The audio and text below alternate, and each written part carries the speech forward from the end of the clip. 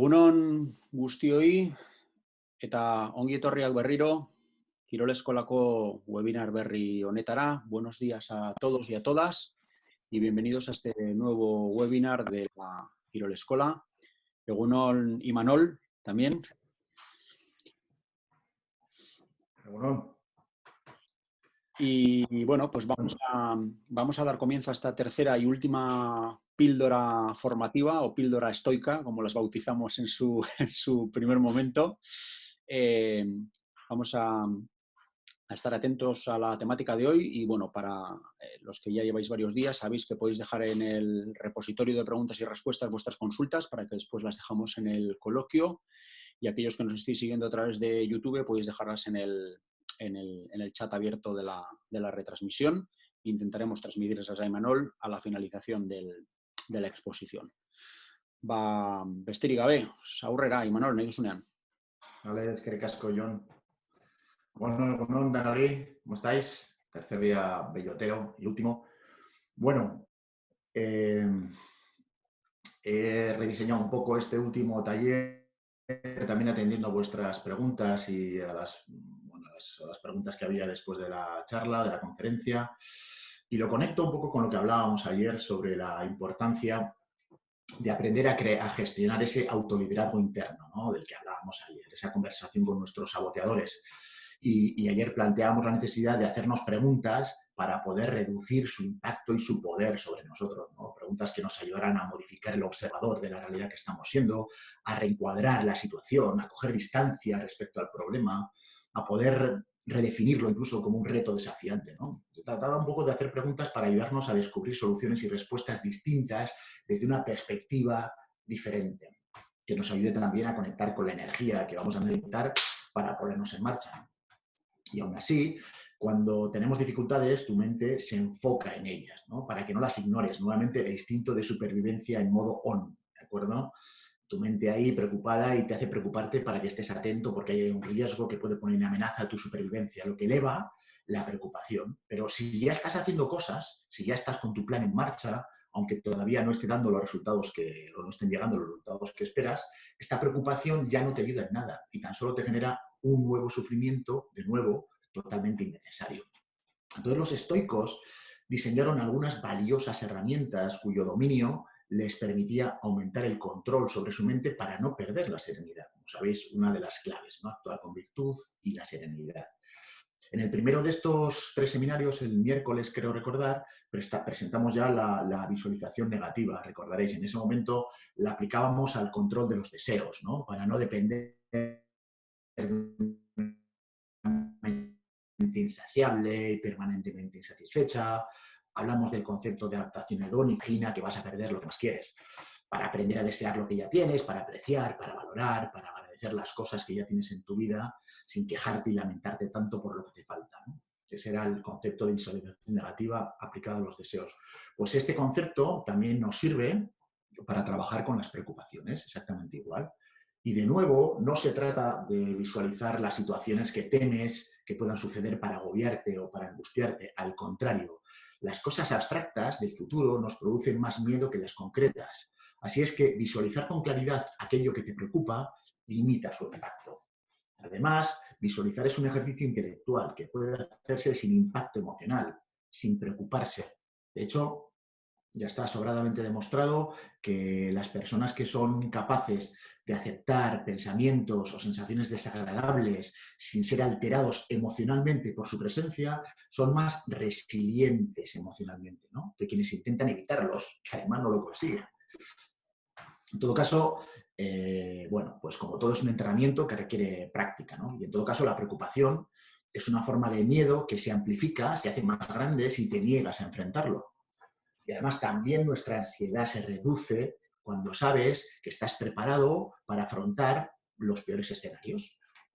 Entonces, sería algo así como: espera lo mejor, prepárate para lo peor y acepta lo que venga. Así es que esta herramienta de visualización negativa podemos aplicarla, como veis, a muchas cosas, ¿no? Y los estoicos tenían otras 2 herramientas que nos servirán para conseguir cambiar la perspectiva sobre nuestros problemas, de forma que podamos reducir nuestras turbulencias mentales y emocionales, ¿no? Estar en modo saboteador, que hablábamos ayer, es como mirar un cuadro con la nariz pegada al lienzo, ¿no?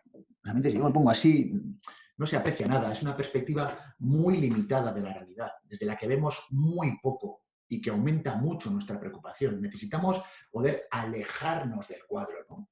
Distanciarnos mentalmente del problema y darnos cuenta de que no es tan terrible, de que podemos vivir con eso y de que seremos capaces de encontrar soluciones y respuestas que nos permitan seguir adelante con nuestras vidas sin perder la serenidad. De hecho, si piensas ahora en algún gran problema que tuviste en tu adolescencia, pues vas a entender perfectamente de qué estamos hablando, ¿no? Imagínate cuando te echaron de aquel equipo, o te dejó tu novia o tu novio, o suspendiste aquel examen, o pencaste selectividad. Pues igual pensabas en aquel momento que aquello era una tragedia. Parecía que se acababa el mundo en aquel momento. ¿Cuánto te preocupa ahora? Pues probablemente poco, ¿no? Como decía Séneca, el tiempo cura lo que la razón no puede.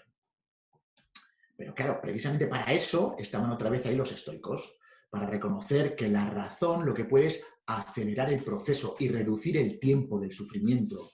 Y la clave es el distanciamiento para poder aprender a acortar estos procesos, ¿no? Se suele decir que el dolor es inevitable y el sufrimiento emocional. Y tiene sentido en tanto en cuanto consideramos que el dolor es físico y el sufrimiento es emocional.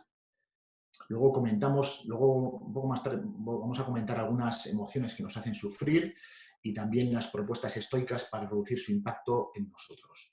En todo caso, no estamos hablando de huir de tus problemas. Al contrario, buscamos alejarnos emocionalmente de ellos para encontrar nuevas perspectivas que nos faciliten resolverlos mejor. Esta es la intención. La primera técnica estoica es el distanciamiento cognitivo, lo llaman así. Y aunque no lo hemos mencionado así, ya nos hemos referido varias veces a este concepto sin nombrarlo, y lo que significa es que cuando los eventos externos cambia el impacto emocional que tienen sobre ti. Bueno, lo hemos dicho muchas veces de muchas maneras diferentes. Tú ya sabes que no eres tus saboteadores, así es que no te identifiques con ellos. Distánciate de tus pensamientos automáticos y podrás evaluarlo todo con más objetividad, con más claridad y con mayor serenidad. Y para conseguir este distanciamiento, los estoicos utilizaban dos técnicas. Una era expandir el tiempo y la otra era mirar a través de los ojos de otro. Y ambas con el mismo objetivo. Otra vez, separarte de tus pensamientos para poder observarlos con detenimiento, con calma, y en ambos casos buscando el mismo resultado. Pasar de reaccionar inconscientemente automática y mecánicamente a responder adecuadamente de una forma racional. Una vez más, respecto a expandir el tiempo, según Marco Aurelio, podemos reducir el impacto de cualquier agravio del destino si visualizamos en nuestra mente la enormidad del universo y el tiempo infinito, observando así la transitoriedad de todas las cosas, incluyendo nuestra propia vida. Una forma sencilla de aplicar esta perspectiva es preguntándonos si dentro de 10 años tanto el problema. En la mayoría de los casos la respuesta será que no, aliviando así el dolor. Si el problema no seguirá impactando en 10 años, debemos extendernos más allá. ¿Importará dentro de 50? ¿Y dentro de 100? ¿Dentro de 1000? ¿Cuántos años tiene la Tierra? 4.500 millones de años. ¿Y el universo? 15.000 millones de años.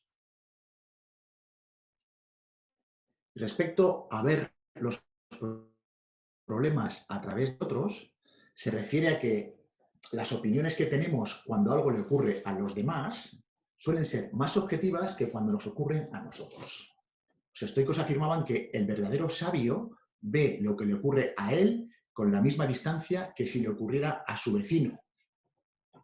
Epicteto nos dice, cuando el esclavo del vecino rompe una taza, pensamos que son cosas que pasan. Por tanto, cuando te ocurre a ti, debes reaccionar de igual manera. Transfiere ahora esta idea a asuntos mayores. Si se muere el hijo o la esposa de otra persona, dirás que es lo que nos toca vivir como humanos. Pero si te ocurre a ti, te desconsuelas. Debemos recordar en estos casos estos sucesos como ser que de hacer.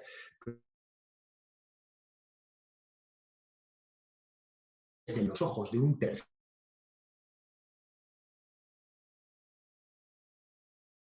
tercero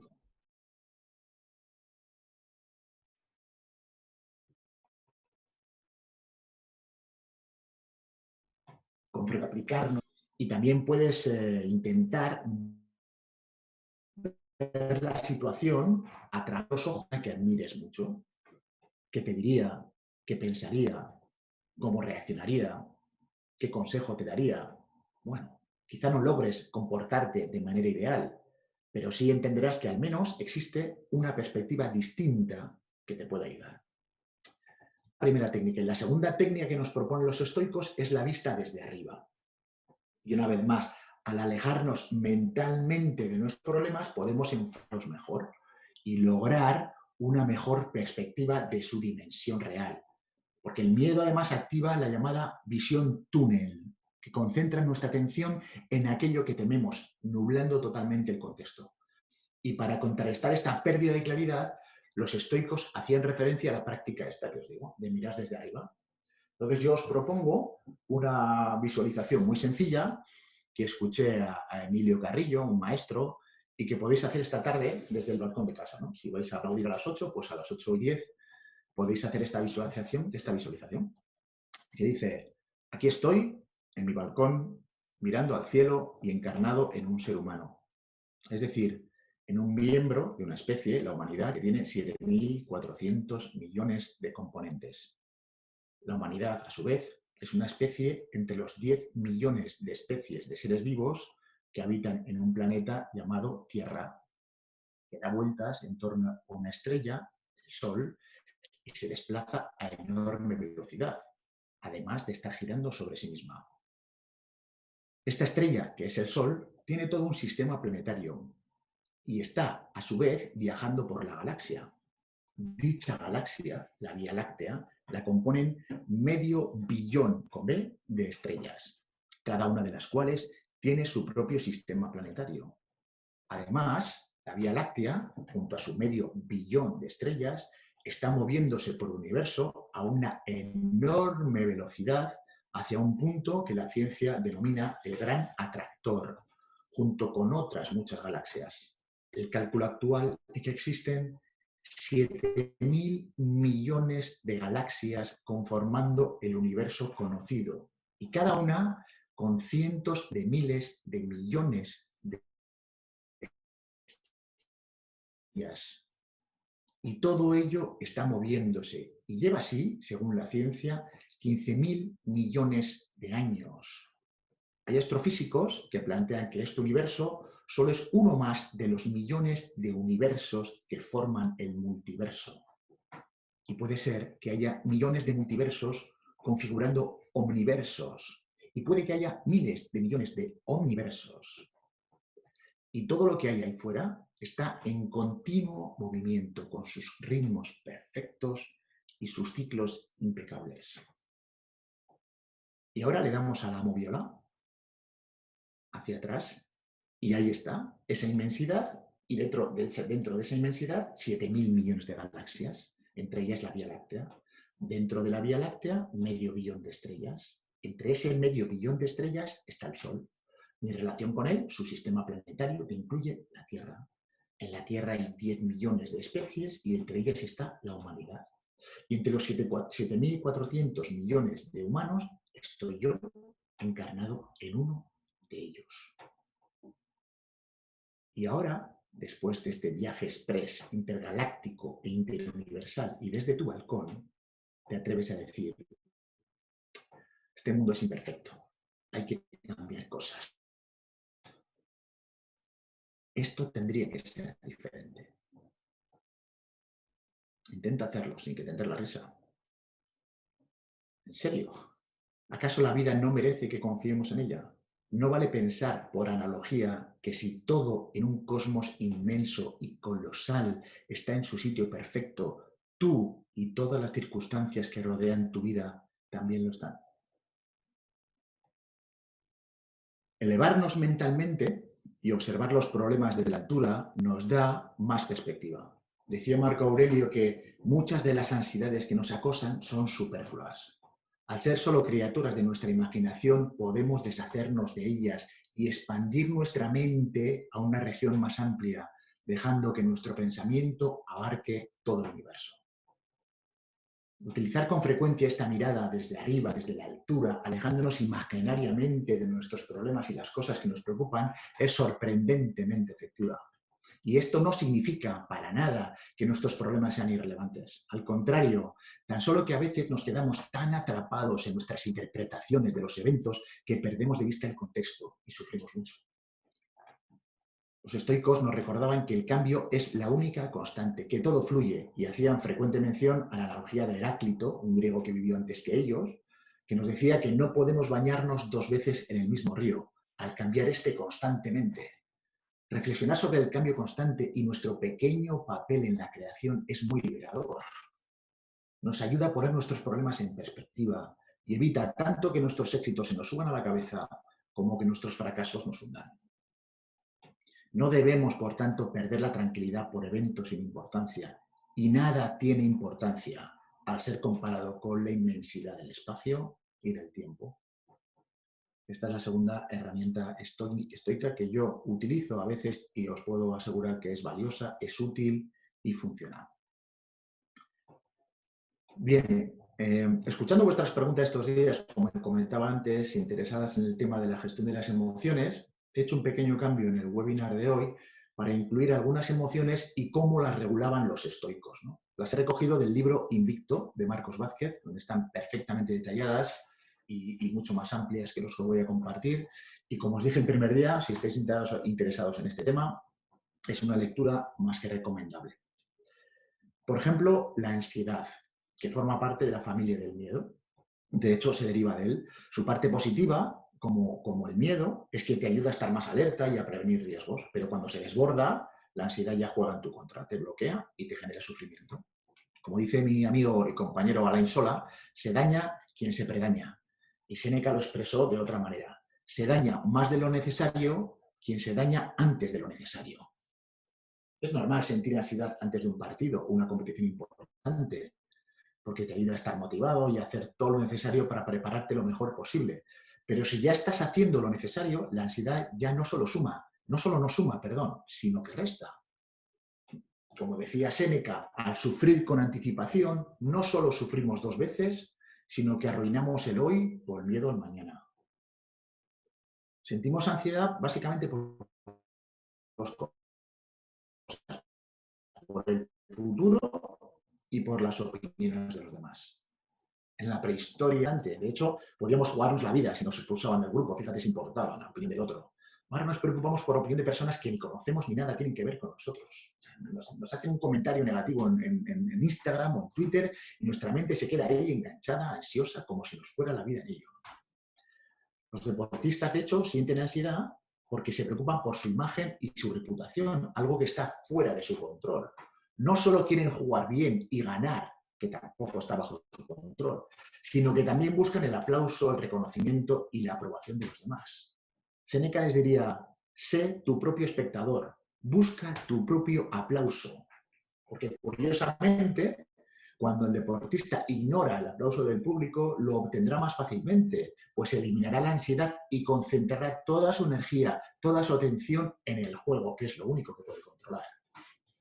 La aceptación de todo lo externo, como nos ha dicho permanentemente Marco Aurelio, Epicteto y compañía, y que está fuera de tu círculo de influencia, te da poder, porque te libera de la ansiedad y del miedo irracional y te permite enfocar toda tu atención, tu energía y tu esfuerzo en tus acciones, en este caso en el juego, ¿no? Sobre la ira, que es nuestra emoción, pues devastadora, podemos decir, es distinta de la ansiedad porque mientras la ansiedad aparece por miedo a un cierto evento, la ira surge porque ha ocurrido algo que no queremos y frecuentemente está ocasionado por otra persona. La ira nubla la vista y el resultado, pues puede ser nefasto, ¿no? Séneca nos dice, la mejor acción correctiva frente a la ira es la postergación de la respuesta. Su primer asalto es duro, pero se debilitará con la espera. Su recomendación era elevar nuestro nivel de tolerancia a estas pequeñas cosas, circunstancias, porque de lo contrario nos pasaremos la vida reaccionando a los actos de otros y perderemos la serenidad. Los estoicos eran muy críticos con lo que hoy llamaríamos los ofendiditos, las personas que parece que todo les molesta y viven en permanente estado de enfado y de ofensa. Las técnicas de distanciamiento cognitivo que hemos visto antes o vista de pájaro también las podemos utilizar para cambiar tu perspectiva sobre esas situaciones que te provocan ira. Otra estrategia para calmar tu mente y rebajar tu ira es cambiar primero tu cuerpo. Los estoicos conocían bien la relación entre nuestra fisiología, el cuerpo y nuestra psicología. Séneca recomendaba relajar los músculos de la cara, caminar despacio, respirar con calma, bajar los hombros y pronto tu estado mental interno reflejará tu estado físico externo.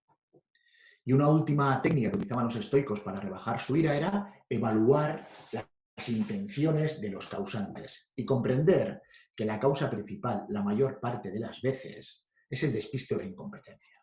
Entender que sus actos son casi siempre accidentales, no malintencionados. Porque así como tú no te levantas por la mañana con el propósito de hacer daño a nadie, de joder la vida a nadie, los demás tampoco lo hacen contigo. Relax, tranquilo, todo está bien. Recuerda que el comportamiento de los demás está fuera de tu ámbito de control. Así es que ante una ofensa, la mejor respuesta es la indiferencia. Porque para los estoicos, actuar mal era el único mal y no debemos permitir caer en la provocación. Decía Séneca, es más importante hacer algo primero sobre tu propia ira y después sobre su causa. Primero contigo y luego con el causante o con la causa. Una vez más, este desapego estoico no refleja debilidad ni indiferencia. Es una estrategia para mantener la serenidad y la claridad mental, actuando siempre de forma racional. No respondas como te atacan, responde como eres. No importa la ofensa que nos dan, sino cómo la recibimos. Séneca. Sobre otra emoción dura, incómoda, difícil, la vergüenza, pues los estoicos decía Marco Aurelio que el éxito y el fracaso, el dolor y el placer, la riqueza y la pobreza, todas estas cosas ocurren a personas buenas y malas y por lo tanto no tienen nobleza ni vergüenza. En la época de nuestros primeros antepasados, creo que lo comenté el primer día, el altruismo y el respeto a las normas sociales elevaban nuestro estatus en el grupo, algo muy importante, mientras que el egoísmo y la indiferencia lo reducían. Las posibilidades de supervivencia y de reproducción o de descendencia dependían en gran medida de nuestro estatus. Y de ahí que nuestro cerebro sea muy sensible a variaciones y la vergüenza sociales, limitando las acciones egoístas que podrían perjudicar al grupo y, por lo tanto, afectar a nuestro estatus. Si has hecho algo que no deberías, la vergüenza genera culpa o remordimiento.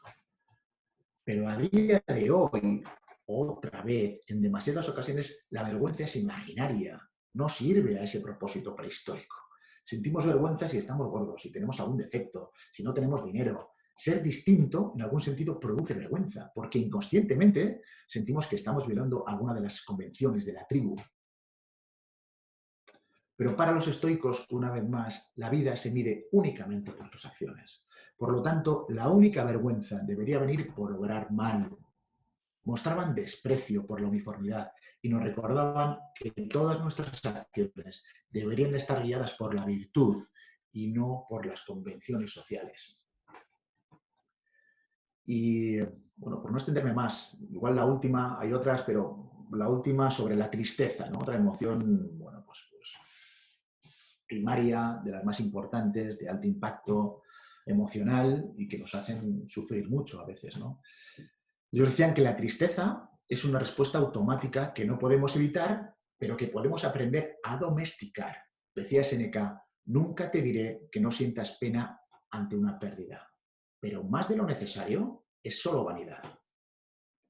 Antiguamente, no había pastillas, ni había psiquiatras, ni psicólogos, ni había nada, pues los griegos utilizaban las cartas de consolación, ¿no?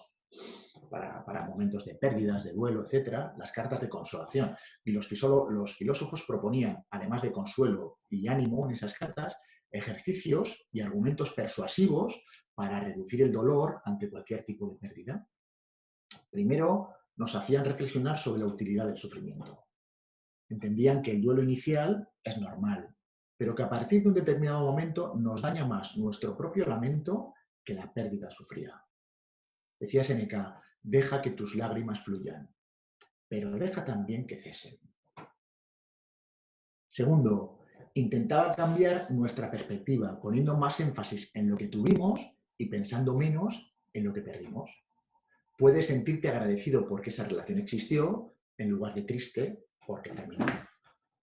De hecho, a nivel general, los estoicos, como hemos visto estos días, recomendaban ver todo lo que llega a nuestra vida como un préstamo que puede ser reclamado en cualquier momento, sin tu permiso y sin previo aviso. Y eso, como vimos el miércoles, nos ayuda a apreciar más lo que tenemos y a sufrir menos cuando lo perdemos. Y tercero, nos preguntaban si la persona por la que sufrimos desearía vernos así por mucho tiempo. Y si la respuesta es no, la mejor manera de honrar su recuerdo sería cesando nuestro sufrimiento, que no es útil ni para esa persona ni para nosotros. Séneca lo expresaba así: nadie se alegra menos de tu tristeza que la persona a la que se la ofreces. O bien no quiere que sufras, o bien no sabe que lo haces. Así es que tu emoción no cumple ninguna función. Tus lágrimas no ayudan a nadie y ya no tiene sentido prolongar lo inútil. Séneca. Bueno, pues me gustaría acabar con un top 10 que he preparado, con una breve explicación de cada uno de los tops, que resuma las que en mi opinión podrían ser las 10 claves de liderazgo estoico en el deporte, y también con una fábula que podamos aprovechar para cerrar estos 3 webinars que hemos compartido. Bueno, pues entonces las 10 claves de liderazgo estoico en el deporte podrían ser: 1. Se crece en la adversidad. Las cosas más difíciles de soportar son las más dulces de recordar. Séneca. La naturaleza nos prepara para soportar todo lo que nos ocurre. Marco Aurelio. Eres desafortunado porque no has sufrido adversidad. Has pasado por la vida sin oponentes y nadie sabrá de lo que eres capaz, ni siquiera tú. Séneca. El líder estoico acepta la realidad y mantiene la calma, confía en la vida y no se pelea con ella. Entiende que todo lo que sucede tiene un porqué y un para qué, que tiene un sentido profundo y que todo lo que su significado muchas veces trascienda las limitadísimas posibilidades de nuestra mente egoica, descontrolada y compulsiva, que sirve para muchas cosas. Es una máquina extraordinaria, pero no sirve para ver, para comprender y para interpretar la vida. Aceptar lo que pasa para nada significa rendirse o resignarse a una situación injusta o desfavorable, porque el estoico querrá cambiarla, pero sabe que no podrá hacerlo desde el miedo, la ira, la culpa, la queja o la reacción inconsciente, sino desde la aceptación del aquí y ahora, sin agregarle la resistencia a lo que está siendo, sin pelearse y sin juzgar a la vida. Solo así puede alcanzar la serenidad y la claridad mental que necesita para decidir con sabiduría y elegir su respuesta de forma consciente, en lugar de reaccionar automática e irracionalmente. 2. Es 100% protagonista de su vida. Tú tienes el poder sobre tu mente, no sobre los acontecimientos externos. Entiende esto y encontrarás tu fuerza. Marco Aurelio. El estoico huye del victimismo como si fuera la peste y se hace 100% responsable de sus pensamientos, juicios e interpretaciones de lo que está pasando en su vida, también de la adecuada gestión de sus emociones, así como de la transformación de sus estados de ánimo y, por supuesto, de sus decisiones, hábitos, acciones y comportamientos. Sabe que todo lo demás está fuera de su círculo de influencia y enfoca su energía en las cosas que dependen de él. Preocuparse por cosas que no están bajo su control, por ejemplo, el resultado solo genera ansiedad, frustración y un sufrimiento innecesario que además te aleja de la posibilidad de alcanzar tus objetivos. 3. Mantiene la serenidad. Cuanto más cerca esté un hombre de una mente calmada, más cerca estará de su fuerza. Marco Aurelio. Es difícil actuar de forma racional si estás poseído por el deseo, por el miedo, por la ira, por la envidia, por el remordimiento, por el resentimiento, por la culpa, por la tristeza. Un líder estoico ha aprendido a utilizar la razón para calmar su mente, para regular sus emociones tan intensas, ellos llamaban pasiones, y darles una interpretación más adecuada.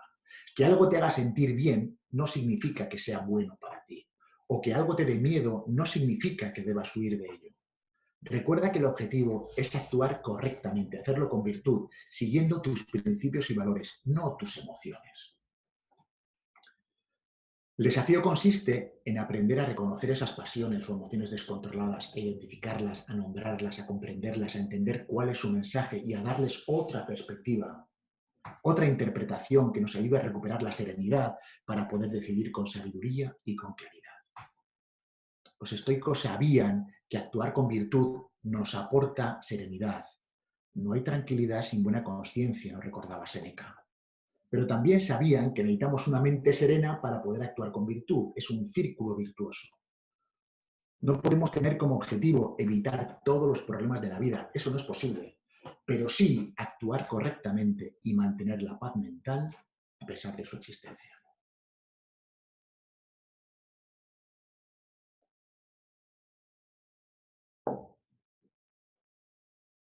4. Transforma los problemas en oportunidades. No esperes que los acontecimientos sucedan como deseas. Desea que ocurran como son y tu vida transcurrirá sin problemas. Epícteto. Un estoico no solo acepta lo que pasa, sino que es capaz de apreciarlo hasta transformar las adversidades en oportunidades. Tiene su mente entrenada para encontrar utilidad en todo lo que pasa. Sabe que no puede cambiar lo ocurrido, pero sí cómo lo percibe. Es como un alquimista, capaz de transformar y convertir los obstáculos en objetos valiosos. Lo aprovecha todo. En general nos falta perspectiva y objetividad para juzgar las cosas que nos pasan. Lo que nos parece bueno a corto plazo podría perjudicarnos en el futuro y al revés. La pérdida o el final de algo es muchas veces necesario para que llegue a tu vida algo mejor, aunque nos cueste soltar. Insisto, no se trata de resignarse, cuidado, sino de evitar desperdiciar tiempo y esfuerzo y energía inútilmente.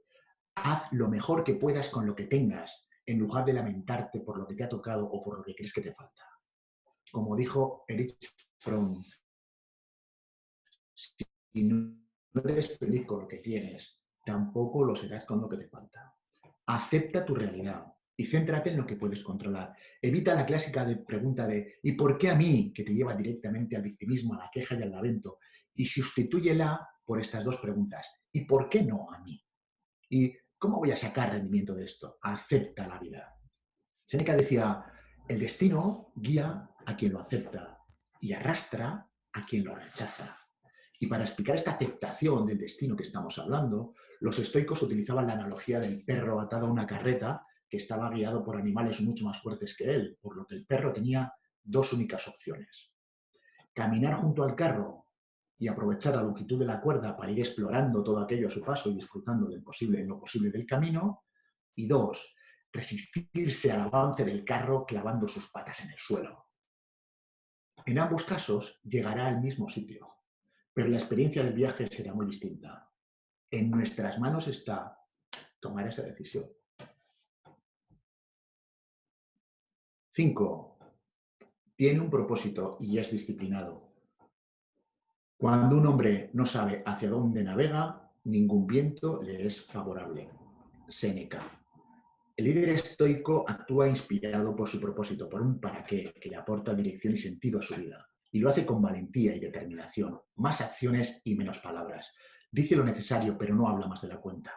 Elimina todo lo superfluo y se queda con lo esencial. Sabe que su tiempo es su bien más preciado y su objetivo no es hacer más cosas, sino hacer lo importante. Y por eso lo utiliza para avanzar en todo aquello que le acerca a transformarse en su mejor versión. Ninguna propensión humana es tan poderosa que no pueda ser vencida por la disciplina. Séneca. El líder, el estoico, tiene la fuerza de voluntad, el autocontrol y la moderación necesarias para llevar a cabo aquello que se propone, evitando caer en la tentación y en el desánimo.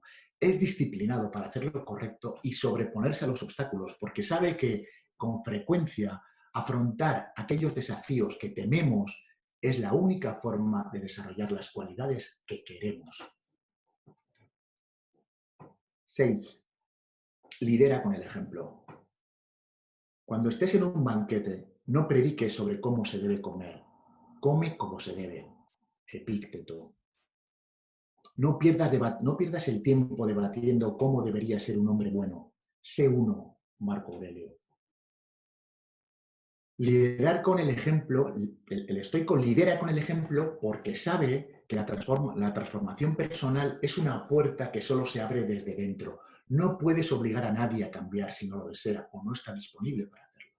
Lo que sí puedes hacer es inspirarle con tu ejemplo para que esa persona, ese equipo, decida hacer lo que necesita hacer hasta transformarse en quien podría llegar a ser. Tus acciones serán tu mensaje y quienes lo entiendan te seguirán. 7. Es humilde, pero no es sumiso. Lo que no es bueno para la colmena no es bueno para la abeja, Marco Aurelio. Lo que no es bueno para el equipo no es bueno para mí. Lo que no es bueno para el club no es bueno para el equipo. Lo que no es bueno para mi comunidad no es bueno para el club y así sucesivamente. Como ya hemos dicho, una de las dos claves para actuar con virtud, además de utilizando la razón, es hacerlo con conciencia social. Los estoicos tenían una gran responsabilidad social y todo lo querían que fuera en beneficio de su comunidad. El líder estoico es realmente humilde en el sentido de que es capaz de pensar antes en los demás que en sí mismo. Hace falta mucho coraje y mucha valentía para poder hacer eso. Él sabe que no está para satisfacer los caprichos o los deseos de sus colaboradores, jugadores, etc., sino para atender sus legítimas necesidades, haciendo lo correcto, actuando con virtud. Un estoico siempre tiene muy presente la pregunta: ¿qué necesita mi equipo de mí? 8. Cuida las relaciones. Libre de pasiones, pero lleno de afectos, Marco Aurelio. Evitan las reacciones excesivas, fruto de pasiones descontroladas, enfados explosivos, irritabilidad crónica, impaciencia, celos enfermizos, envidias, que tanto afectan a las relaciones. Es capaz de regularlas, de controlarlas, de rebajar su impacto. Y utilizan la visualización negativa. Imagina que vas a perder lo que más quieres para apreciar, valorar y disfrutar intensamente de las relaciones con las personas que más les importan.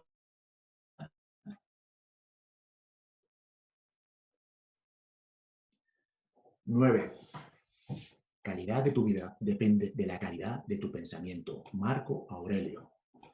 El líder estoico sabe que la felicidad no está relacionada con los acontecimientos externos que suceden en nuestra vida, que la felicidad no está fuera de nosotros, sino que consiste en aprender a desarrollar nuestra capacidad para reinterpretar con sabiduría las cosas que nos pasan en la vida. La felicidad no es una emoción y desde luego no tiene nada que ver con el placer evanescente que en demasiadas ocasiones nos esclaviza. La felicidad es una conquista diaria que hacemos cuando conseguimos estar emocionalmente cómodos en situaciones incómodas. Y desde ahí actuar con consciencia, actuar con virtud, todo un desafío. Ellos saben que no es posible disfrutar de una vida feliz y con sentido, sin sufrir infortunios ni adversidades, sino que precisamente afrontar con confianza, coraje y disciplina estos desafíos que la vida nos propone es lo que nos ayudará a descubrir y a conectar con todos nuestros recursos para impulsarnos a crecer y a ser mejores, hasta atrevernos a brillar, para alumbrar a los demás. 10. Sería el resumen de todo en modo telegrama. Actúa con virtud. Lo que sucede es lo que es. no es ni bueno ni malo, y lo único valioso es actuar con virtud. Marco Aurelio. El líder estoico es honesto, pero no ingenuo. Demuestra confianza, pero no es arrogante. Quiere ganar, pero sabe perder. Dice lo necesario, pero no habla más de la cuenta. Es asertivo, sin ser agresivo. Muestra coraje, pero no es temerario. Tiene deseos, pero no deja que le controlen. Es tenaz, pero no es terco. Es sensible, pero mantiene la serenidad. Es disciplinado, pero no es rígido. Valora la compañía de los demás, pero también es feliz en soledad. Sabe disfrutar de los placeres de la vida, pero no se deja esclavizar por ellos. Sabe que la mente, igual que el cuerpo, necesita desafíos para ser más fuerte. Cuida las relaciones, pero no deja que interfieran en sus decisiones. Bueno, terminamos brevemente con la fábula de Hércules y ya cerramos estos 3 webinars. Supongo que sabéis quién era Hércules, ¿no? El poderoso dios griego, ¿no? Los estoicos lo utilizaban mucho, esta fábula, y cuenta la leyenda que se encontraba un día Hércules en un cruce de caminos, meditando sobre qué camino tomar en su vida, cuando se le aparecieron 2 diosas. Catia le prometió un camino fácil, lleno de lujos y placeres, sin peligro ni esfuerzos, y viviendo del trabajo ajeno. Después se acercó a Arete, otra diosa, que le explicó el camino que el camino que ella le proponía era largo y difícil, lleno de peligros y desafíos para poder probar su coraje y su sabiduría, librando batallas con determinación y disciplina. Solo de esta forma podría conseguir la felicidad verdadera de conseguir desarrollar todo su potencial natural. Hércules eligió el camino difícil, abordando sin descanso sus famosas 12 pruebas, ¿no? Aprendió y mejoró en cada obstáculo, y al morir Zeus quedó tan impresionado con su ejemplo que lo elevó a la categoría de Dios. Los estoicos creían que la de Hércules fue una buena vida. Es mejor enfrentar desafíos en persecución de algo que merezca la pena que una vida fácil, cómoda y placentera que debilitará tu cuerpo, tu mente y tu espíritu. Demasiadas veces confundimos placer con felicidad, pero esta está más ligada a la realización personal y se debe trabajar. La decisión de Hércules es la misma que tenemos que tomar cada uno de nosotros. Debemos decidir quién queremos ser y si estamos dispuestos a pagar el precio que exige mejorar para conseguirlo. ¿Quieres una vida fácil o una vida con propósito? Y os dejo con una última cita de Epicteto que dice: entrégate por completo a tu propósito. Decide construir tu carácter a través de buenas acciones y comprométete a pagar el precio de perseguir objetivos dignos. Los desafíos que enfrentarás te harán conocer tus fortalezas y vivirás una vida feliz y con sentido. Pues listo, John, cuando quieras. Va oso ondo, Imanol, eskerrik asko. Gracias por compartir tus enseñanzas. Y vamos a pasar al turno de preguntas, que hay unas cuantas ya en el repositorio de Zoom. Y vamos a intentar dar respuesta a todas ellas. Bueno, Juan pregunta, hay muchos que preguntan las referencias de los libros que citasteis el primer día, los mando a la referencia del vídeo que están ahí, pero bueno, concretamente Juan pregunta, nombras mucho Marco Aurelio, ¿qué libro nos recomendarías de él para profundizar en estos temas y de los estoicos en general? Como es una pregunta común, pues te la lanzo para que quede también en este vídeo registrado.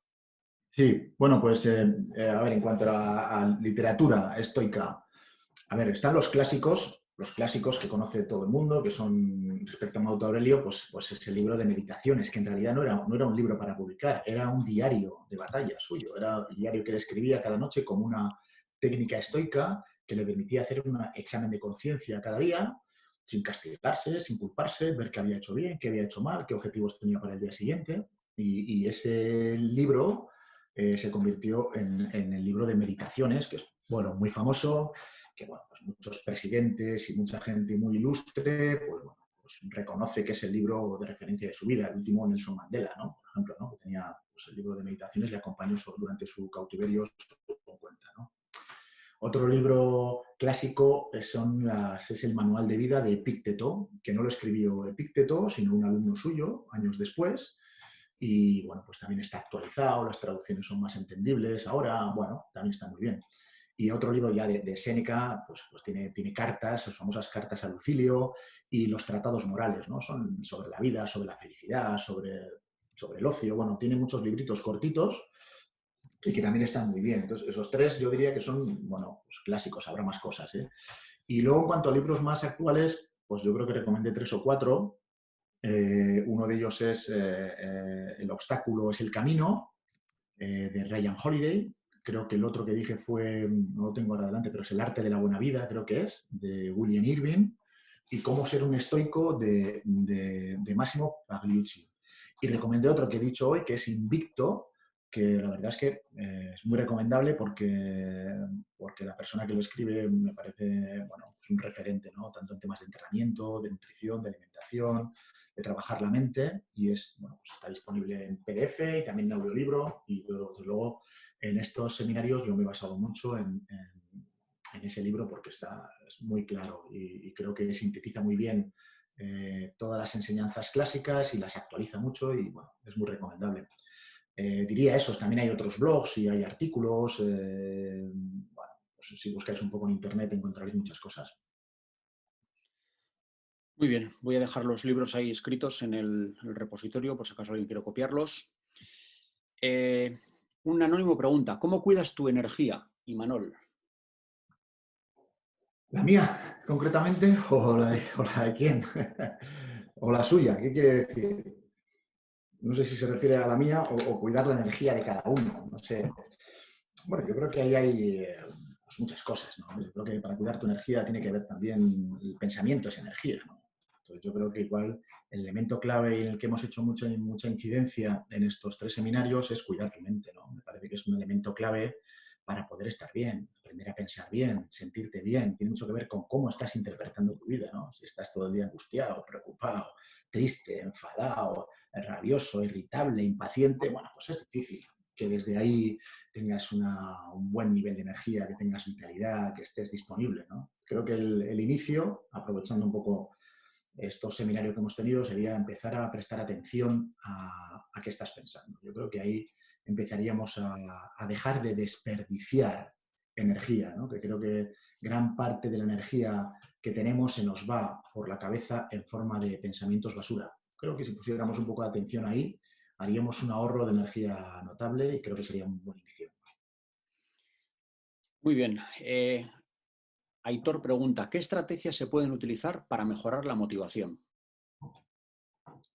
La motivación, ¿qué quiere decir? ¿Para motivar a alguien o para que alguien esté motivado? Porque claro, yo no creo mucho en la motivación externa, por ejemplo, ¿no? Me cuesta eso. Yo creo que hay una persona que también creo que es muy referente, que es Lloriento, no sé si le conocéis en Twitter, Alfonso Alcántara, que dice que estar animado es tener ánimo y estar motivado es tener motivo. Entonces, claro, no es lo mismo el ánimo, animar es fácil, motivar es más complicado, ¿no? Yo creo que la motivación depende de cada uno, ¿no? Tiene mucho que ver con una visión hacia adentro, de conectar con qué es importante para ti, con qué es lo que quieres, con conocerte más, con saber en qué eres bueno, qué te gusta, qué te preocupa, no sé qué talentos tienes, qué dones, qué facultades. Tiene mucho que ver con ese proceso de autoconocimiento que te permita descubrir, bueno, pues acercarte a descubrir cuál puede ser tu propósito, ¿no? ¿Para qué estás? ¿No? Y eso yo creo que es lo que te pone en marcha y es lo que realmente sirve pues, de elemento que como un motivador. Claro, la motivación tiene que ver con ser un buen profesional, ¿no? Ser un buen profesional está más relacionado con hacer lo correcto siempre, no solo cuando estás animado, ¿no? Cuando estás en un buen estado de ánimo, porque el ánimo fluctúa, el ánimo sube y baja, ¿no? Pero la motivación siempre puede estar presente, ¿no? En el sentido de conectar con un propósito inspirador o con un para qué que te motive y que te haga levantarte de la cama aunque hay días que no te apetezca, realmente. Entonces, bueno, yo creo que, como te digo, no creo mucho en la motivación externa. Me parece que nadie puede motivar a nadie, es una creencia, sino sí creo que las personas pueden ayudarnos a reconectar y a descubrir nuestra propia motivación, ¿no? Pero es un trabajo, yo creo que personal e intransferible.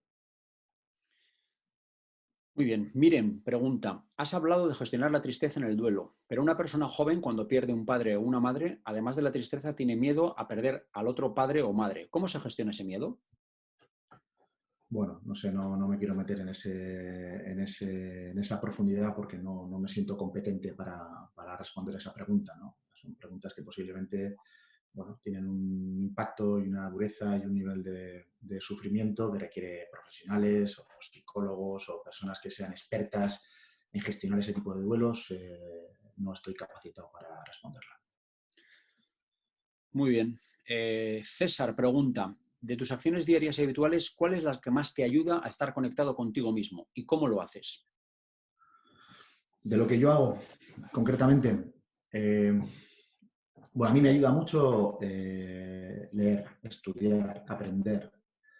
No sé, siento que eso me inspira, ¿no? Me ayuda, me ayuda a abrir nuevos caminos, nuevas posibilidades, ¿no? Es algo que necesito, pero tiene que ver con mi naturaleza también. Cada cual necesita sus cosas, ¿no? Entonces a mí eso me motiva mucho, ¿no? Tener siempre frentes abiertos para seguir profundizando, para seguir aprendiendo, para seguir caminando, me tranquiliza, ¿no? Como que quedan muchas cosas por hacer y eso me ayuda a estar ilusionado y con energía para seguir haciendo el camino. Muy bien. Un anónimo plantea, ante tanto sabio consejo basado en la disciplina estoica, ¿qué píldora estoica curativa específica necesitaría el deportista popular para poder competir alejado del demonio de la necesidad de ganarle al vecino de su portal y pensar un poco más que el deporte le serviría para conocer en profundidad su propia bellota? ¿Cuál es la píldora estoica que responde de alguna manera a esa especie de satisfacción interior respecto a no satisfacer al vecino o a demostrar al vecino lo que haces y lo que dejas de hacer?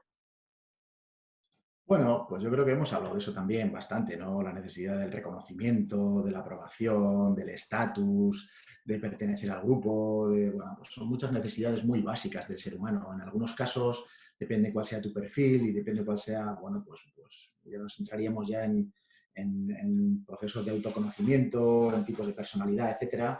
En algunos casos, pues es muy evidente, ¿no? Quizá exagerado incluso, ¿no? Podemos decir que es un descentramiento ya, ¿no? Casi no voy a decir patológico, pero sí que en algunos casos es muy obvio la necesidad de reconocimiento expreso, de eres el mejor, de soy el mejor, soy el más grande, el más no sé qué. Y posiblemente lo que está demostrando eso, cuando alguien actúa de esa manera, lo que está exponiendo es precisamente lo contrario, ¿no? Pues no me siento así, no me siento para nada valioso, no me siento para nada importante, no me siento para nada reconocido y busco fuera desesperadamente lo que no tengo dentro, ¿no? Y yo creo que eso es un proceso que tiene mucho que ver con el autoconocimiento. No sé si los estoicos, en este caso no hemos hablado de eso, pero yo sí recomendaría a cualquier deportista que empiece y hay herramientas por ahí, ¿no? Yo puedo recomendaros el Enneagrama, ¿no? Que me parece que es una herramienta excelente para comenzar a hacer ese camino de introspección, de mirar hacia adentro, de descubrirte, de ver tu lado oscuro, tu parte más egoica y también tu parte esencial y tu parte más luminosa, ¿no? Y bueno, te vas a descubrir ahí y vas a identificarte enseguida y a partir de ahí puedes hacer un camino de transformación que te ayude pues, a lo que estaba comentando esta persona, ¿no? A estar más centrado, a estar más conectado, a estar más disponible, a estar más sereno. Pero creo que es un trabajo individual que a cada cual le llega cuando le llega y esto está disponible para todos, pero no todo el mundo. Yo suelo decir con esto, ¿no? Que esto es bueno, esto es para los buenos. Claro, los que están aquí esta mañana, pues no sé cuánta gente habrá, ¿no? Escuchando esto, ¿no? Bueno, voy a escuchar a este tío a ver qué me cuenta de los estoicos. ¿Qué son? Pues son buscadores, todos los que están aquí. ¿Qué están buscando? Están buscando. Igual encuentran en esta charla o igual no, pero están buscando. Entonces, para mí estos son los buenos, ¿no? Los buscadores. Y yo creo que todos somos buenos en esencia, pero no todos a la vez. Entonces, posiblemente los que están ahora haciendo esto, en este tema, pues es su momento. Pero y en el deporte es igual, pues a cada cual le llega en su momento, a través de las experiencias que la vida va desplegando ante cada uno, pues llega un momento en el que igual tu nivel de saturación de sufrimiento es tal que digo, bueno, hasta aquí, ya no aguanto más, ya no puedo más, tengo que cambiar, o quiero transformarme, o necesito crecer. Y ahí, en ese momento, pues como dice esa frase, el profesor aparece cuando el alumno está preparado y puedes aprender de cualquier cosa, hasta de una piedra. Así es que respetar los tiempos y los momentos de cada uno y bueno, entender que a cada cual pues, le llegará en su momento cuando le toque. Fenomenal. John pregunta, ¿cómo te sientes habiendo liderado estas píldoras formativas desde la exposición y propuesta en vez de la escucha activa? Trabajando de una manera presencial, ¿qué importancia le das a esta última? A la diferencia entre trabajar de forma presencial o de esta manera, Sí, no, bueno, no he entendido muy bien la pregunta. creo que hace mención al hecho de que estas píldoras se hayan hecho desde la distancia por la Sí, metodología online sí. y un poco Pues por... te diré que todo un desafío muy incómodo, la verdad. Muy incómodo porque para mí es muy importante ver a la gente, sentir el feedback, estar conectado, bueno, para mí, para todos, entiendo, ¿no? Entonces es muy difícil estar hablando solo sin saber el impacto que está teniendo cada cosa, sin poder gestionar bien los espacios, los silencios, los tiempos, las preguntas. Pero bueno, pues es otro aprendizaje. Yo creo que cuanto más lo hago, me siento más tranquilo y más cómodo. Entiendo que es un recurso que está disponible y que podemos utilizar. Entiendo que se puede llegar a más gente y a más personas. Puede ser también que la gente desde atrás, desde el anonimato, también se atreva a hacer más preguntas, a estar más tranquila. No lo sé, supongo que tendrá su parte buena y su parte menos buena. En mi caso, sí reconozco cierta incomodidad, la verdad. Lo que peor llevo es tener que verme la cara todo el rato, la verdad. No sé, antes no era así, antes tú mirabas y la gente estaba delante, pero ahora con tanta videoconferencia lo que te ves es tu cara todo el rato y eso llega a ser un poquito incómodo. Pero bueno, más allá de eso, estoy contento y satisfecho con la experiencia. Osondo. Tenemos alguna pregunta más que te voy a lanzar desde el chat de YouTube. ¿Cómo se puede motivar a niñas de 12 a 14 años, concretamente en estos días y en las circunstancias actuales? Pues no lo sé, la verdad es que no tengo, me gustan, me parecen bien las preguntas, pero no tengo recetas y consejos, tampoco tengo muchos, ¿no? Yo creo que tiene que ver con hacerse la pregunta qué necesitan, ¿no? Ayer escuchaba a un entrenador de niñas de 14 años de un equipo de balonmano con el que tengo mucha relación, pues que han hecho una selección de películas relacionadas con el deporte y cada 3 días tienen que presentarla y hacer preguntas y hacer trabajos en equipo entre ellas y cómo conectarlo con su equipo y las chicas están súper motivadas, súper puestas. Entonces, no sé, yo creo que no hay una técnica y una estrategia, no, es simplemente, bueno, desarrollar también la creatividad, ser innovador, ser atrevido, escuchar, preguntar, crear un contexto en el que la gente también pueda, no solo cosa tuya, motivar a la gente, cuenta con tu equipo para que surjan ideas, surjan iniciativas, surjan posibilidades, ponerlas en común, consensuarlas, acordarlas, ponerlas en marcha. Entonces, yo creo que asumir la responsabilidad de tener que motivar a un equipo yo creo que es una responsabilidad excesiva y que además no te compete. O sea, yo creo que es cosa de todos, ¿no? ¿Cómo hacemos que el equipo genere un espacio en el que nos sintamos bien, en el que aprovechamos el momento para estar más cohesionados todavía, más conectados, podemos hacer actividades compartidas? No sé, creo que ahí en cada equipo es capaz de buscar sus propias respuestas, que tiene sus propios recursos y que el trabajo básicamente consiste en crear un espacio para que todo eso brote y aparezca. Anónimo pregunta, estoy segura, anónima en este caso, estoy segura que los estoicos hubieran sido grandes profesores, educadores y entrenadores hoy día. ¿Por qué no se nos enseñan todas estas cosas desde que somos pequeños? Sí. Se te ha cortado, John. ¿Me repites, por favor? Sí, repito. Se ha cortado el sonido. Una espectadora anónima. Estoy segura que los estoicos hubieran sido grandes profesores, educadores y entrenadores hoy en día. ¿Por qué no se nos enseñan todas estas cosas desde que somos pequeños? Pues no lo sé. La verdad es que supongo que el sistema educativo, formativo o como queramos llamarlo, requiere una revisión profunda. Quizá esto que estamos viviendo ahora también ayude a revisar, transformar, modificar, actualizar, renovar, reinventar el sistema educativo, ¿no? Yo creo que sí hay muchas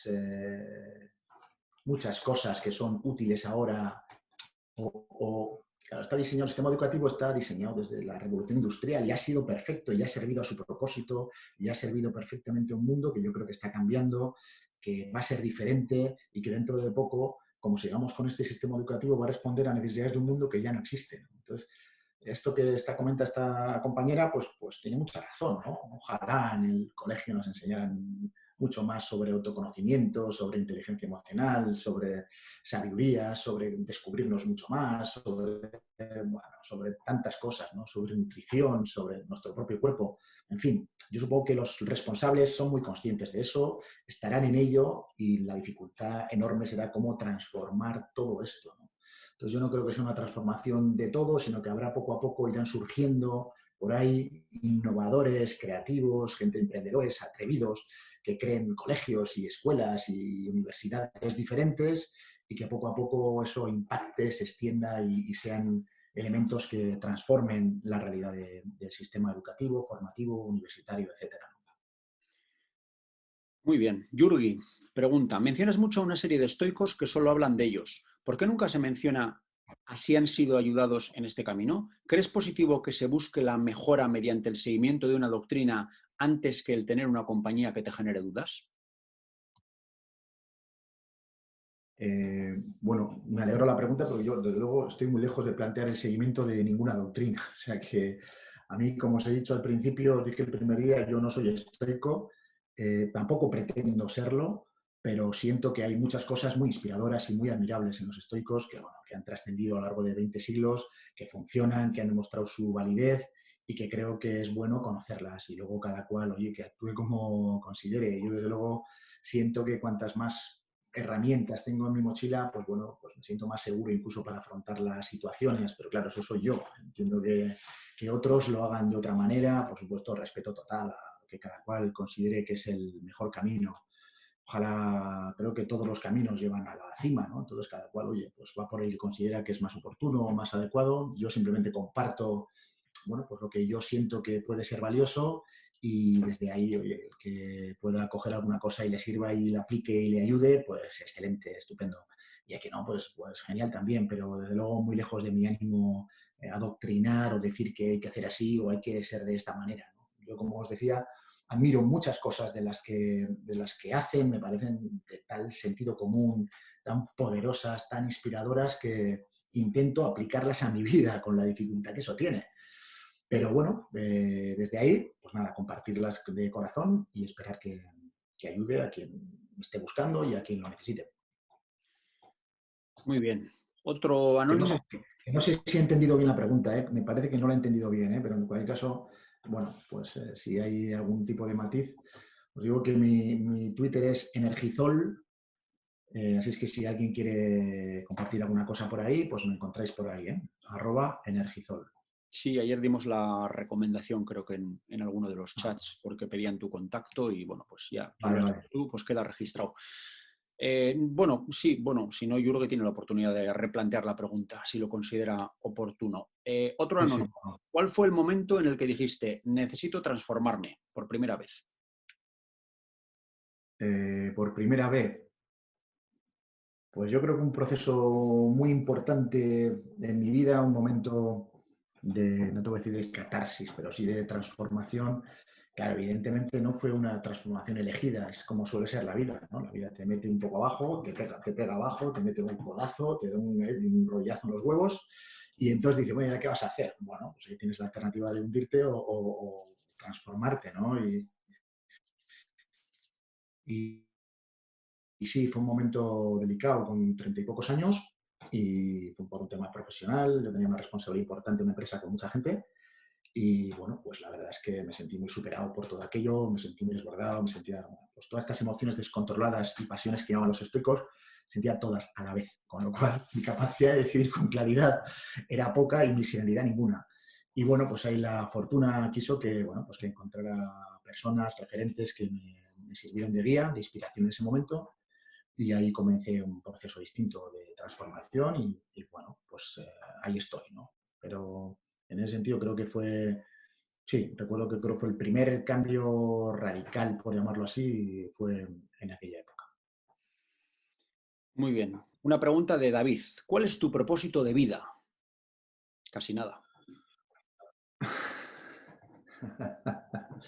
Pues mira, aprovechando que no nos oye nadie, lo declaré hace años ya, yo creo, porque fue un trabajo que, bueno, que hice en su momento y que siento que, pues ya más de una década después de declararlo, me parece que estoy bastante en ocasiones, ¿no? Siento que estoy bastante conectado con ello, ¿no? Yo declaré que soy una estrella fugaz que alumbra propósitos. Y cuando declaré ese propósito, pues la verdad es que me resonó mucho, me sentí muy conectado con eso. Y luego en la vida, pues siento que sí tengo las capacidades, las condiciones, las facultades, los talentos pues, para hacerlo, ¿no? Para inspirar a personas, equipos, organizaciones a que caminen a desarrollar, a declarar, a plantearse, a consensuar, a acordar, a pactar propósitos, ¿no? Individuales y compartidos. Entonces, en ese sentido, me considero muy conectado. De hecho, cuando hago estos seminarios o esto que estamos haciendo ahora, también está relacionado con mi propósito. ¿No? No sé cuánta gente habrá, pero supongo que si hay 100, 200 o 400 los que haya, pues supongo que igual hay 20 de los 400, igual hay 200 que les ha parecido interesante. A 150 que diría que es un coñazo este tío, es un vende espejitos y un charlatán. Bien. Pero igual hay 20 que dicen, joder, tío, qué bueno esto. Cómo me ha resonado, qué potente, qué poderoso, qué bien me viene en este momento de mi vida. Voy a profundizar por aquí, voy a comprarme este libro, voy a leer y voy a hacer. Y es posible que esas personas, esta charla, pienso eso, que igual no son 20 y son 12, pero me vale igual. Pues de repente a partir de aquí empiezan a ver otras cosas, otras posibilidades y cambian y transforman su vida, ¿no? Bueno, pues eso para mí sería más que suficiente como para poder hacer esto y sentir que esto conecta mucho con mi propósito de vida. Muy bien. Una pregunta de José María. Una misma persona puede acercarse o alejarse del top 10 en diferentes contextos, laboral, hogar, etc. ¿Qué peso ha de tener el contexto en las acciones de la persona? Pues entiendo que mucho, la verdad. Creo que no somos iguales en todos los contextos, como bien dices, ¿no? A veces no somos iguales en el trabajo, que con los amigos, que con la familia, ¿no? A un estoico te diría que lo único valioso en cualquier caso sería actuar con virtud, en cualquier contexto, ¿no? Como te digo, es muy difícil ser estoico, muy difícil. Pero bueno, es como decía el sabio, ¿no? ¿Para qué sirve la utopía, ¿no? Pues para hacer camino, para ir avanzando. Pues bueno, yo lo interpreto de esa manera, ¿no? Entiendo que hay contextos más complejos, en los que tenemos más presión, más responsabilidad, más dificultades, más obstáculos, y a veces se nos complica eso de actuar con virtud, con sabiduría, con coraje, con templanza y siendo justos. Bueno, pues ahí está el camino, ¿no? Ahí está el proceso. No creo que esto vaya de ser perfecto, no creo que exista eso, y sino de ir progresando poco a poco, ¿no? Sin castigarte, sin flagelarte mucho, perdonándote mucho cada vez que la cagas y teniendo claro que, bueno, que ser estoico, entre comillas, bueno, pues creo que estamos hablando de ser excelente, ¿no? De ser un ser humano excelente, que pueda vivir una vida buena, una vida feliz y con sentido.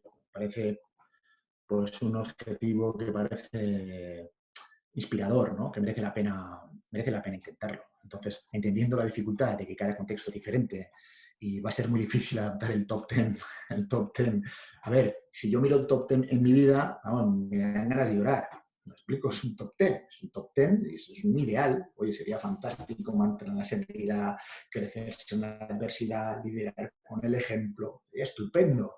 Bueno, pues ahí está. Oye, pues un día estarás en un 8, otro día en un 4, a la noche haces tu revisión, como había Marco Aurelio en tu diario, y dices, joder, le he cagado aquí con todo. Bueno, pues mañana lo haré mejor. Y ya está. Y tirar para adelante, ¿no? Que nos sirva de guía, de referente, que sea inspirador y que nos ayude a mejorar. Yo creo que ese es el propósito. Muy bien. Bernardo plantea una frase de Séneca. Admira a quien lo intenta. John, ¿estás por ahí? Sí, sí. Bernardo plantea, a partir de una frase de Séneca. No te escucho ahora, ¿eh? Sí. Imanol. Hola. Imanol, ¿se No te oye? escucho, John. Se corta. Sí, está la conexión un poco delicada. ¿Me oyes ahora? Sí, ahora sí mejor. Vale. Bernardo plantea una frase de Séneca. Admira a quien lo intenta, aunque fracase. ¿No es mejor trabajar el fracaso como una victoria a largo plazo? No te escucho, John. Se corta un poco y si no te escucho la pregunta. Ya. A ver, vamos a intentarlo otra vez. Bernardo plantea, ¿no es mejor trabajar el fracaso como una victoria a largo plazo? Sí, claro. O sea, el fracaso y la victoria al final son etiquetas. Fracaso y éxito son etiquetas que ponemos, una mente dual que tenemos, que todo lo trocea, todo lo parte, esto está bien, esto está mal, esto es justo, esto es injusto, esto es un éxito, esto es un fracaso. Claro, pues yo creo que lo comentábamos, no sé si ayer o cuándo, ¿no? Si del fracaso sacas aprendizaje, pues estarás más cerca de la victoria, ¿no? Me parece razonable. Lo hablábamos sobre la necesidad de actuar, ¿no? De no paralizarte por el miedo, ¿no? Actúas, y si fracasas, pagas el precio, pero también te llevas el beneficio, que es el aprendizaje que te acerca al éxito, ¿no? Yo creo que, bueno, pues aquí está muy penalizado, ¿no? El fracaso está muy estigmatizado, podemos decir. Bueno, pues esta mirada estoica nos ayuda a quitarle peso, ¿no? A quitarle dramatismo, entender que forma parte del proceso, igual que el error, y que simplemente se trata de aprender de él, verlo como un maestro, darle las gracias, no castigarte, no penalizarte, perdonarte y seguir para adelante, ¿no? Vale. Jesús pregunta, ¿qué formación necesita adquirir o añadir un entrenador para intentar cambiar desde él para sus jugadores, con vistas a un cambio en la transmisión del mensaje? ¿Qué formación o necesita añadir o complementar un entrenador? Bueno, yo creo que hablábamos, no sé si uno de estos días, sobre la diferencia entre ser entrenador y líder, ¿no? Entre liderar y entrenar. Bueno, pues un entrenador se entiende, se le supone que tiene las competencias técnico-tácticas necesarias para ejercer su rol de entrenador.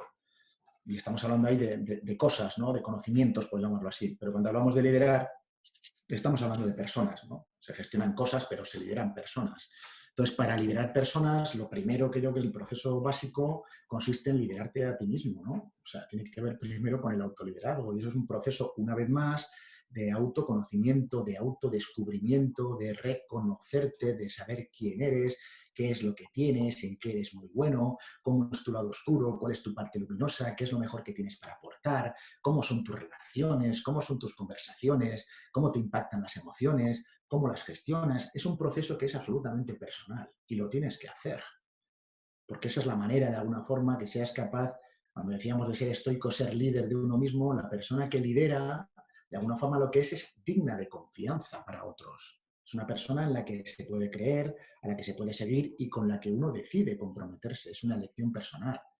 Entonces, no es tanto a ver qué hago con los otros, sino primero a ver qué hago conmigo, ¿no? Y a ver en qué persona, quién necesito ser para ser digno de la confianza de los otros, ¿no? El desafío de generar compromiso en los equipos no es responsabilidad de los jugadores, básicamente, es responsabilidad tuya. ¿Quién voy a ser yo para merecer que mis jugadores se comprometan conmigo, ¿no? Entonces, ahí hay un trabajo, cuando dice qué formación, pues hay muchas. Ya es que hoy en día el que no se forma es porque no quiere. En Internet lo tienes todo y todo gratis y a un clic. En realidad hay 1000 conferencias, formaciones, cursos de desarrollo personal, de inteligencia emocional, de crecimiento, de liderazgo. Entiendo que hay la dificultad de separar el grano de la paja, ¿no? Podemos decir. Pero que quiero decir que quiera aprender hoy en día lo tiene muy fácil. No hay excusa. Es que no hay excusa. Es que si quieres mejorar en cualquiera de esos aspectos, lo puedes hacer, lo tienes a huevo y gratis y en tu casa. Entonces, siento que sí que hay una necesidad de eso, pero también hay hambre de eso. O sea, creo que los técnicos, la gente joven, los que vienen, son muy conscientes de esa necesidad y saben y lo quieren hacer, y quieren mejorar y aprender. Y creo que nos viene un futuro estupendo en ese sentido, ¿no?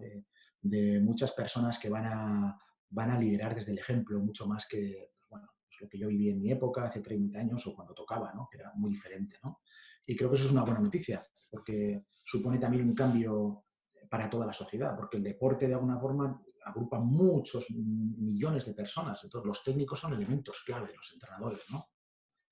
Que pueden tener un impacto en las personas y los grupos.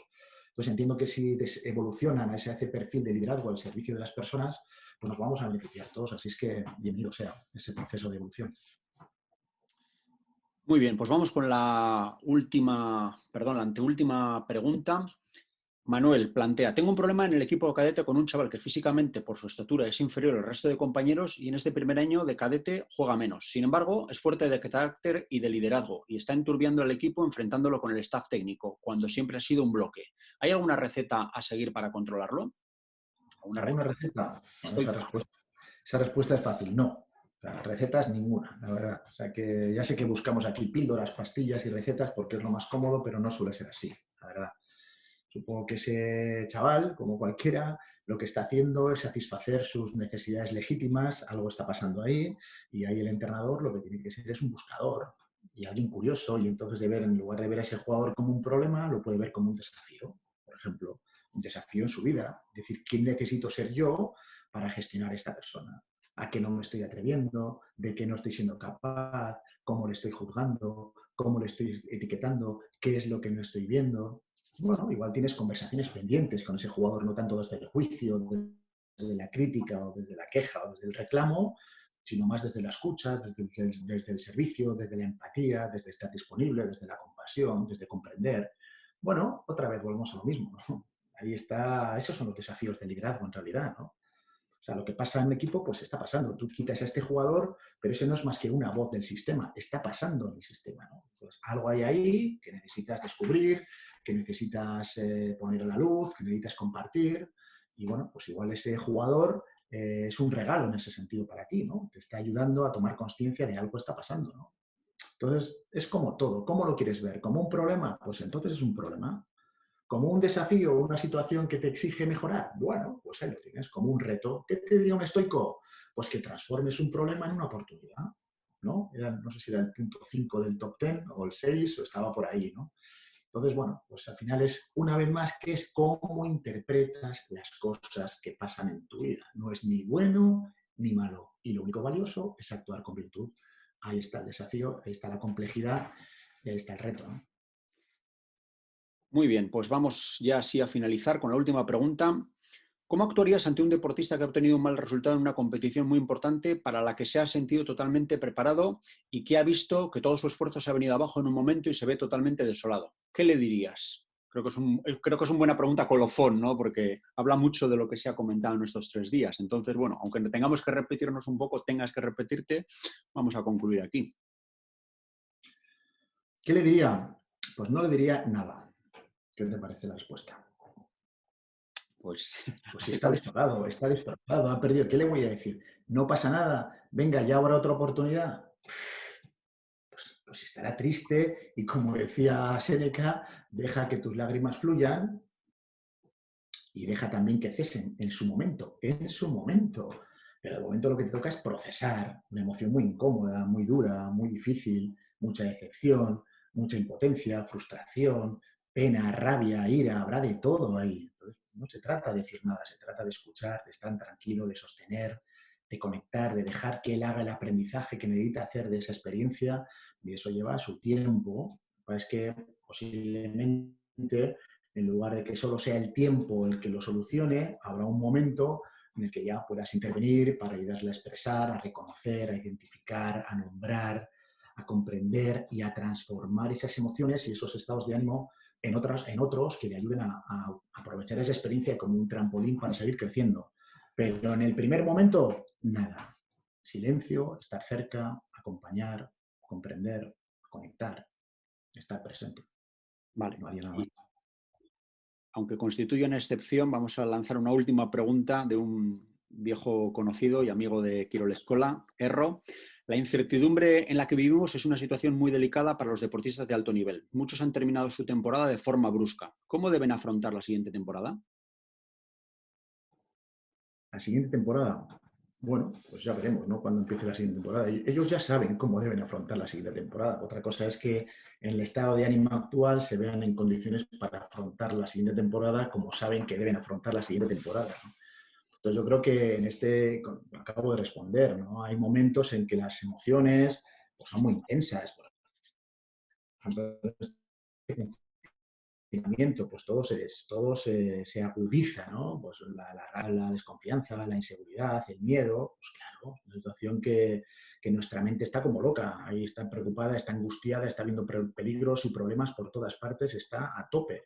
Bueno, pues ahí está precisamente la capacidad de esto que hemos estado hablando de los estoicos, ¿no? De entender de que lo que sucede es lo que es, no es ni bueno ni malo, lo único valioso es actuar con virtud y todo lo que hemos estado hablando, ¿no? Entonces yo creo que los deportistas de alto nivel, los buenos, son muy competentes y muy capaces para dar la vuelta a estas situaciones. Por eso son deportistas de alto nivel, entre otras cosas. No solo por sus capacidades físicas, técnicas o tácticas, sino porque mentalmente son fuertes, porque han sido capaces de superar ya muchas adversidades y muchas dificultades en su vida, han competido mucho, se han venido arriba, se han crecido en la adversidad también, ¿no? Pues jugar que los jugadores de élite, de los deportistas, no es casualidad. no es casualidad. Tienen mentes también entrenadas para redefinir objetivos permanentemente. Cada vez que la vida les desafía, se ponen un nuevo objetivo y van a por ello con determinación y con coraje, ¿no? Entonces, más allá del momento puntual de desánimo, de bajón, vamos a llamarlo así, los deportistas de bebé serán capaces de darle la vuelta. Por supuesto, además, pues que cuenten con acompañamiento cerca, pues, pues mucho más rápido todavía, ¿no? Pero es difícil que alguno se quede fuera o que tire la toalla, porque si no, no serían deportistas de alto nivel. Ba, oso ondo, Imanol, eskerrik asko, bai Kirol Eskolaren izenean eta Bat Basketin Fundazioaren izenean baita ere. Muchas gracias en nombre de la Kirol Eskola y en nombre de Bat Bastin por estas 3 píldoras y estos interesantes coloquios que hemos hecho después. Eta eskerrik asko baita ere, entzule izan zareten guztioi, gracias a todos los que habéis estado prestando atención en estos 3 días. Sabéis que toda la información va a quedar registrada en el canal de YouTube para quien quiera volver a consultarla. Eta besterik gabe, beste bat arte, Imanol, eskerrik asko berriro.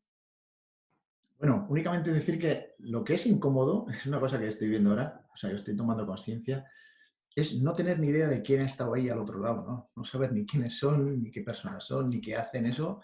Realmente es una situación también que analizándola te genera cierta inquietud, ¿no? Estoy hablando para no sé cuántas personas, aquí veo 100, pero no sé si habrá 400 o 500 o las que haya.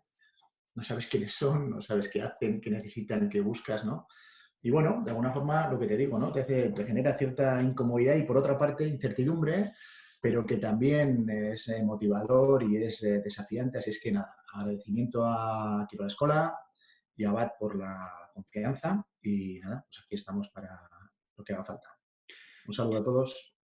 Vale, eskerrik asko eta ondo izan beste bat arte.